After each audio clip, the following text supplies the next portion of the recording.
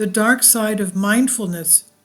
Mindfulness, it's become a buzzword in recent years, and everyone from soccer moms to Silicon Valley executives are now doing it.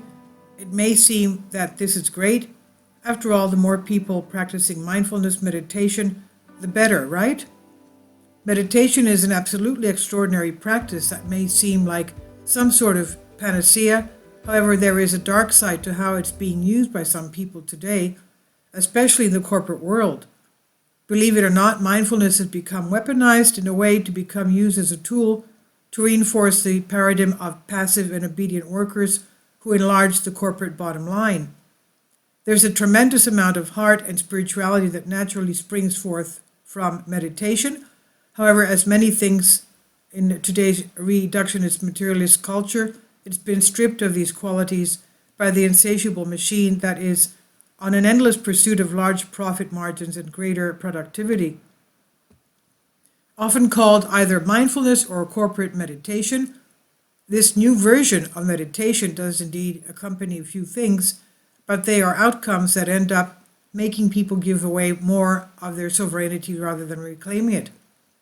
Thanks to having a meditative practice every day, you can reach a point where you have mental clarity and handle on your thoughts and emotions. This in turn positively affects your physical body in a number of different ways.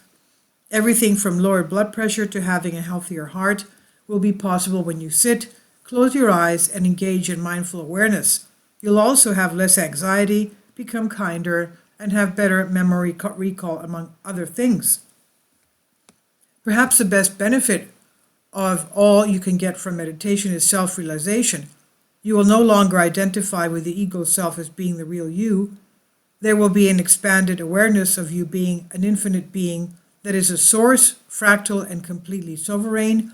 You will understand that the most important things in life aren't the fulfilling of egoic desires, but the spreading of love, reducing the suffering of others, and the cultivation of peace.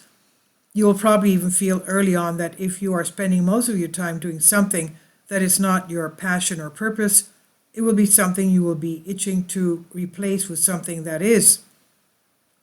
This all seems great, and it is.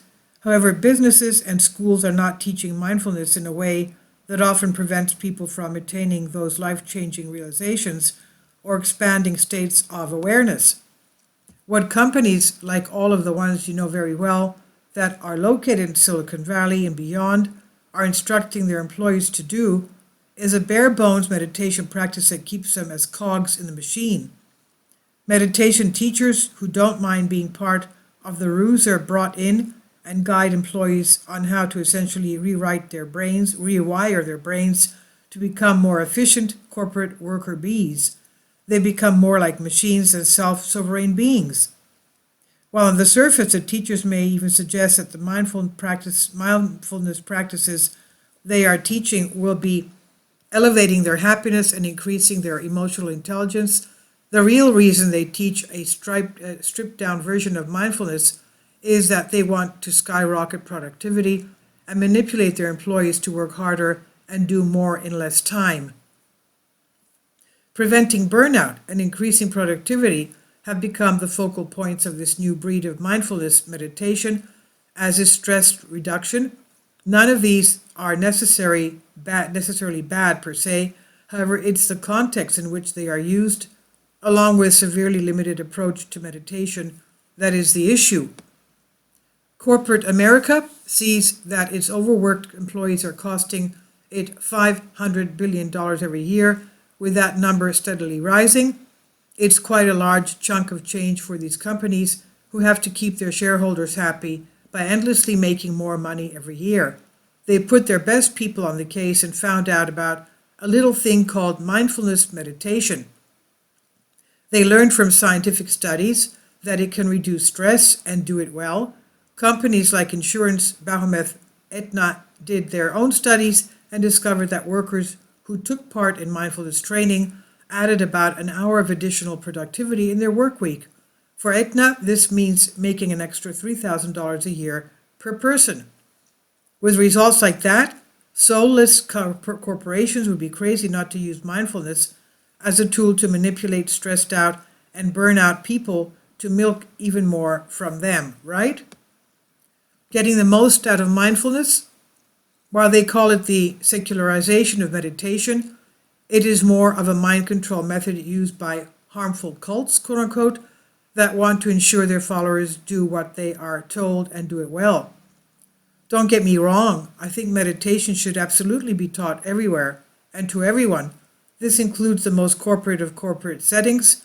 However, if it's to be taught, it should be taught in a way that provides benefits to people beyond the surface level. It should truly expand their consciousness and help them make their way to the core of who they truly are, even if that means some of them will leave that particular corporate workplace. I believe that people may genuinely be passionate about working in such an environment. However, many others do not and are mostly there to get their paycheck and support their lives. Those people are not in the true alignment with that kind of work environment and could benefit themselves as well as humanity far more if they pursued their passion and purpose. Mindfulness can be a profound practice that leads to radical changes internally and externally.